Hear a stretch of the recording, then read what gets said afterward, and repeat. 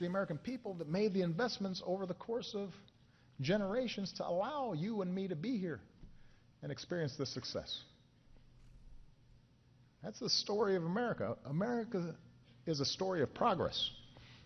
Sometimes halting, sometimes incomplete, sometimes harshly challenged. But the story of America is a story of progress.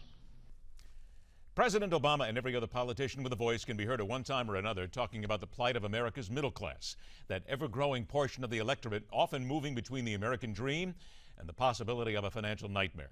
But we find ourselves always seeking to put a face on that portion of this country. One man, a military veteran, sought to do just that with a letter to the president. Welcome to MidPoint. U.S. Army veteran and a member of that middle class who found himself without a job after 14 years, Gary Pollard joins us today. Gary, thanks so much for being here. Thank you for having me. What is it that made you want to write the president a letter and specifically then talk about the Veterans Rehabilitation Assistance Program? Well, I wanted him to know, along with his administration, that the programs that his administration as well as Congress has set forth, people were benefiting from it. I've served my country for 8 years, and I was grateful and thankful that people within his administration and within Congress saw the need for veterans to get back to work and to give us a vehicle and a tool to be used to retrain us and give us a chance to get back and fight again, fight for our country, stand up for our country, be men and women that want to be contributing citizens to our country. When you were serving in the U.S. Army and when you were coming up on that time to get out of the military, were you confident in the fact that there would be something there for you, that there would be a program to help you, and perhaps then you got a rude awakening when you got out that maybe things were a little tougher than you thought?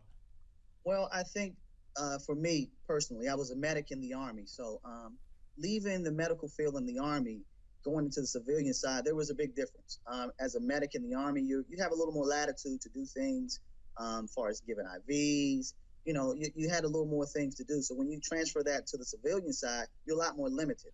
So I found myself with a great set of skills, but not necessarily having the ability to practice it.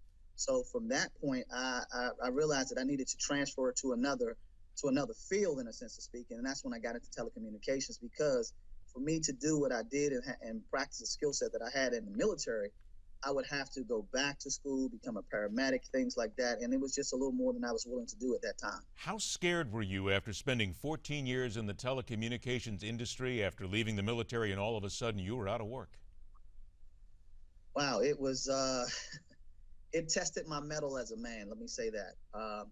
It was frightening. It was frightening to know that, I couldn't be the provider that I was accustomed to being. It was frightening to know that my wife was the sole breadwinner. It was frightening to know and to feel that I couldn't give my kids and provide for my children like I wanted to. So it was an uncomfortable 2-year time period. And I'm just grateful and thankful that it's over. Was it easy for you to get into the Veterans Rehabilitation Assistance Program, or did it take time and effort to get there? Actually, it was a seamless process. Once I applied, I received a letter back from them within a week, stating that I was eligible. They laid out all the criteria, how long I was eligible for and the criteria that I needed to meet. Once I got the letter, I went down to my local community college, enrolled, and as soon as the semester started, I would say within 2 to 3 weeks of the semester starting, I received my first payment. Got about a minute left. We'll take a break. I have a few more questions for you after the intermission. However, let me ask you this before we leave. There are other veterans who are always looking to get this kind of effort and this kind of chance. Did you see, or do you know others who haven't been as lucky as you? I do. I do know veterans that are still seeking to find ways to get retrained.